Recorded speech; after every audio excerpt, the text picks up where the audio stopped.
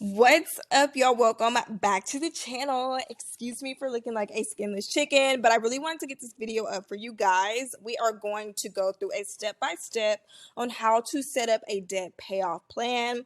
These are the same steps that I use with my clients. Obviously, it's not going to be tailored to your unique financial situation, but you're smart. You can do it. Just take these basic steps and tweak it to match your personal needs. And I do want to say that if you're not able to watch this video in its entirety, because I know it's going to be kind of heavy, kind of long, then please click save to watch later now. And even if you are able to watch the whole video, I recommend saving this video to a playlist because you're more than likely going to have to go back and watch a few things to kind of let it, kind of let it marinate, just in case some things that I'm talking about are going like way over your head. So let's go ahead and get started.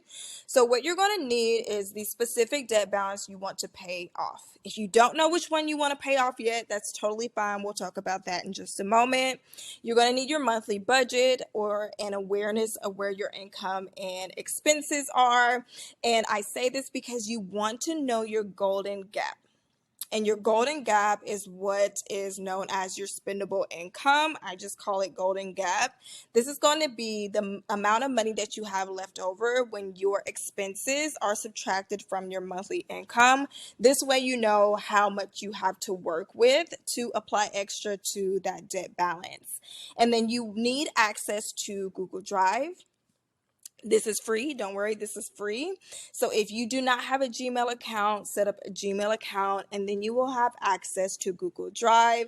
I recommend Google Drive. I use Google Drive for my personal finances because it is cloud-based. You can access it through like your phone or your iPad, and if something happens, like God forbid you have a house fire or something, you don't have to panic because all of your documents are stored on that cloud.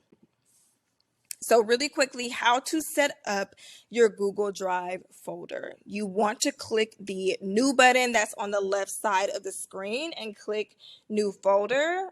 And then from there, you are going to name that folder. And this example, I just named mine, My 2023 Debt Payoff Plan. If you're watching this in 2024, 2025, the information's still good. So just adjust the year and then click create. And then from there, it's going to create your folder. And you can drop in all of the documents that you have, such as the budget that is already existing for you. You can drop in like your W-2, your if you have a paycheck tracker, all of your financial documents, just so everything is all in one place. And then you'll click the new button again on the left side of the screen to add new documents. So what's really cool is in Google Drive, you'll have options to create like Google Docs. That is just like Word. Google Sheets is just like Excel. Google Slides is like PowerPoint, so on and so forth.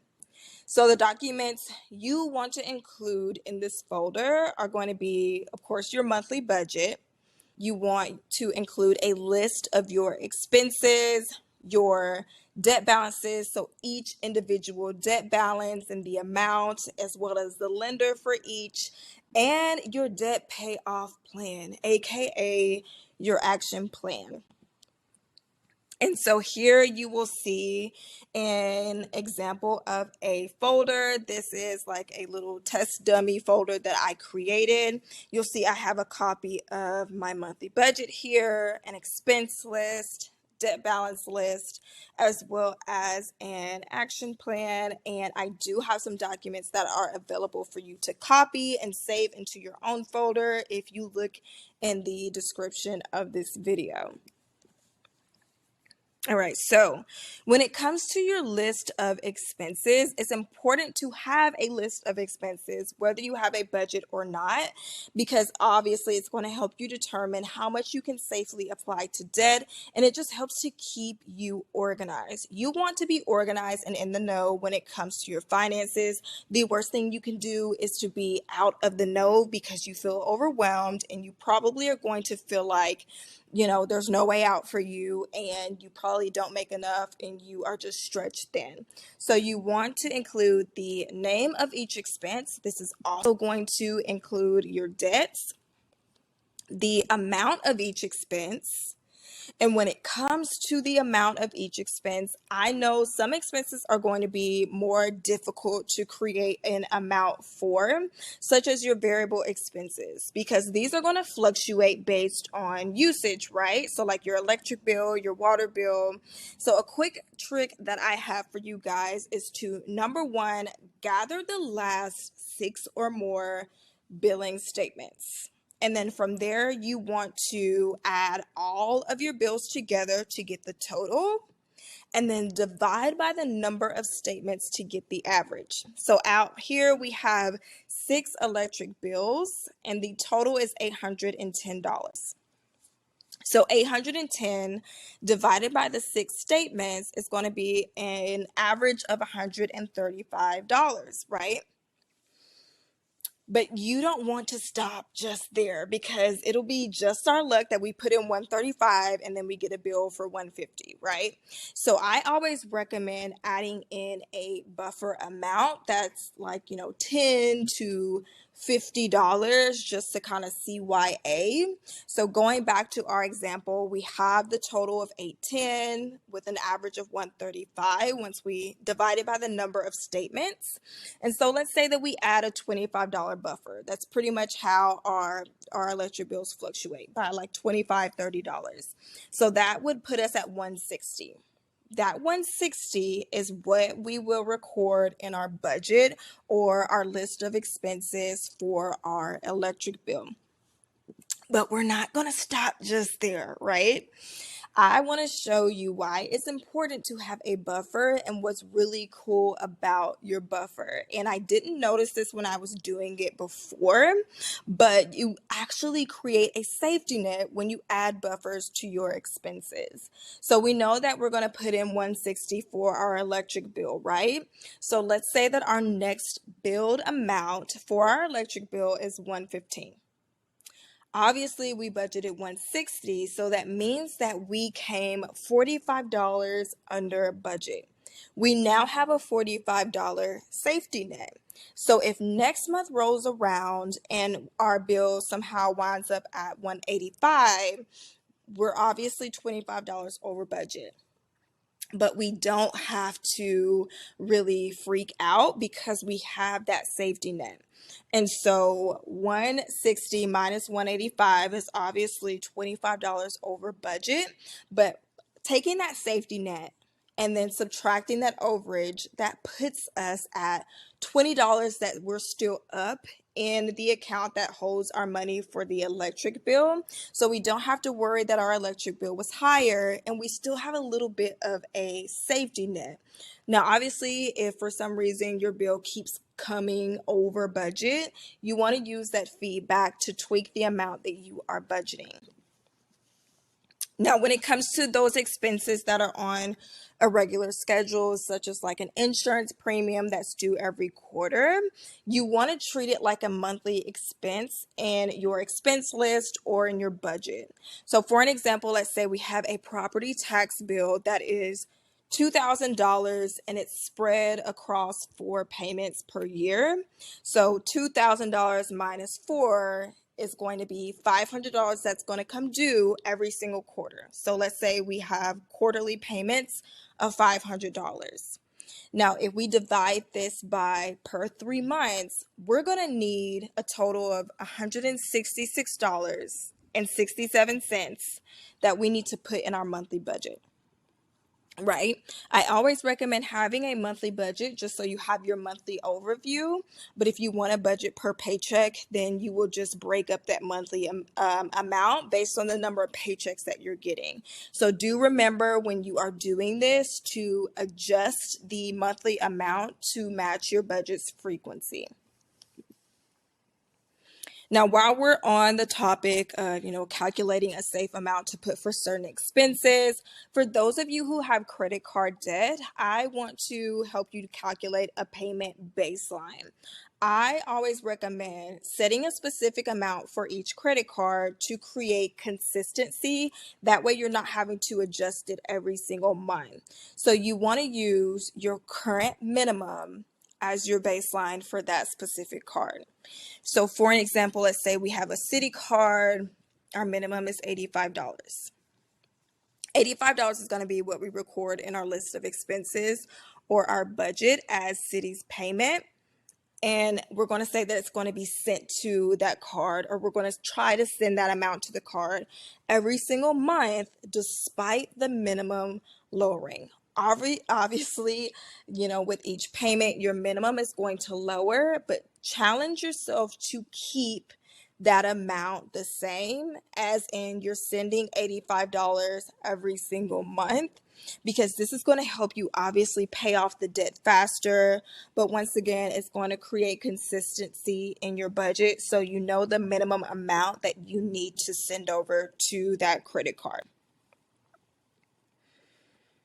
And then last thing you want to put in your list of expenses is, of course, the day that it is due every single month. And let's take a quick look at an example. So this is a client example, and this is her bill or expense schedule, basically the list of expenses. So you'll see here that she has the name of the expense or the bill, including her debts, the anticipated amount due every single month, as well as the day that each is due. And now notice under day due of each month, she doesn't have a specific date for every single one. So if it's due monthly, put that it's due monthly. If it's due quarterly, put that it's due quarterly. If it's due every Friday, put that it's due every single Friday. Give yourself permission to personalize this. Which debt should I pay off first? This is the question that I get asked the most. And I will first say that to me, it doesn't matter. Girl, I say it all the time, it doesn't matter. Do not get hung up on this question, because the goal is to pay off all of your debt. You're doing what you need to do. You're making a smart decision regardless. Then just pick the debt that you feel most comfortable paying off. But I am going to go through a few methods that will kind of help you to decide which debt you want to pay off first, just in case you don't really know just yet. So, debt snowball. This is the debt payoff method in which you focus on the smallest debt payment first. So for an example here, we have 5 debts here. We have an auto loan, student loans, credit card debt, and a personal loan.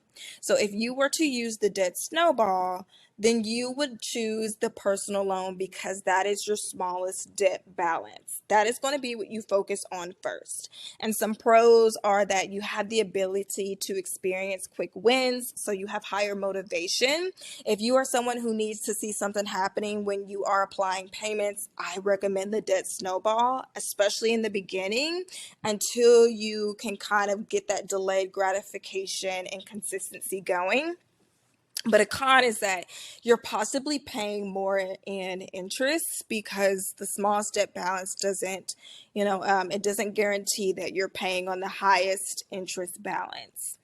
And a quick note for any of these methods is that yes, you're going to continue to make the minimum payments on all of your other debts. Please do not forget that. You need to make sure that you're making the minimums on all other debts. So make sure that you leave enough money to be able to do that.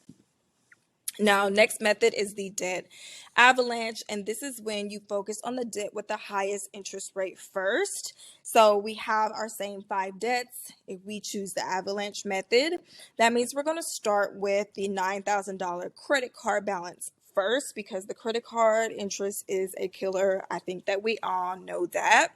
And some pros to this method are that you save the most money, and you can potentially shorten your debt-free journey because you are tackling the highest interest debt first.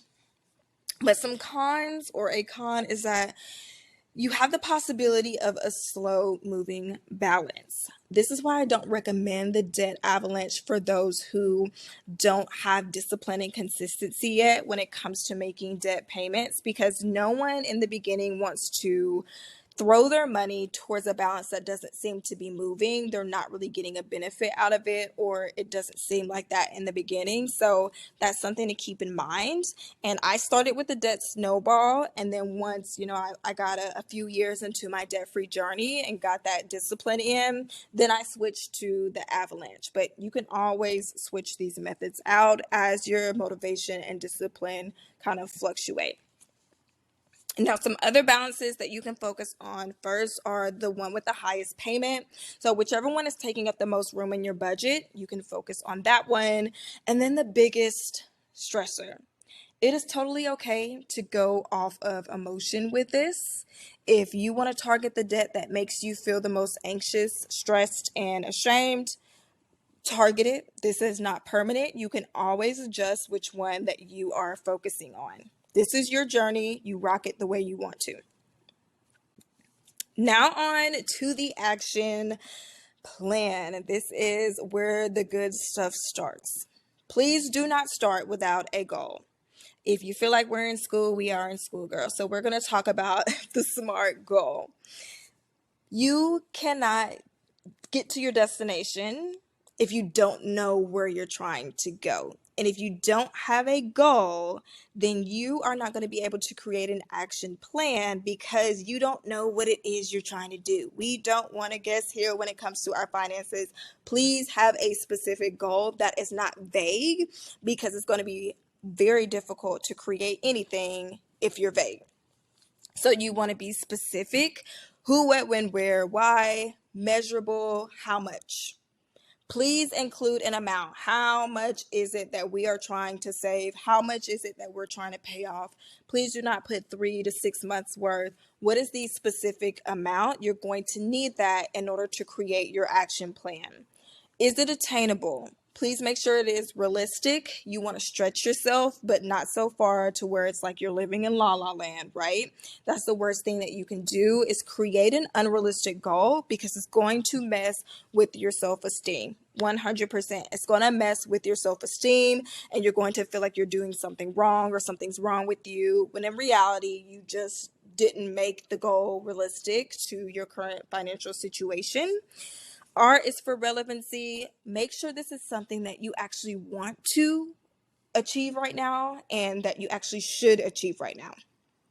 If you're drowning in credit card debt or just debt in general, but you're trying to save up for a down payment on a house, that is probably not your best bet to focus on the down payment, right? And then T is for time bound. Please set a specific date. We don't need the time. What is the date? You need a date. Please don't say Monday. Please don't say next week, because any day can be a Monday, any day can be next week. We need a specific date, and this is needed because that date is going to help you reverse engineer to figure out how much you need to apply every single month to hit that goal on time. So this is an example. Let's say our goal is to pay off the remaining $52.50 on our Discover credit card by December 31st. And one of our milestones is to increase our biweekly payment to $200, right? And so down here we are going to bring our lunch to work 3 days a week in order to do this. And we are going to reduce our personal funds to $85 per paycheck. Now, when it comes to the planning part, we have our goal, and let's say today's date is January 1st, 2023. So we have a total of 12 months remaining to get to this goal. This means that $52.50 divided by 12 is $437.50 per month. So this is the amount that we need, at least in minimum, to get to our goal. Yes, this does not include interest, but this gives us a good idea of what we need to be applying to that credit card to get to that credit card being paid off by the end of the year. So when it comes to your milestones, those are going to be like the major things that you need to do to get to your goals. So we have our main goal to pay off our Discover credit card. So let's say our milestone 1 is to increase our biweekly payment to $200.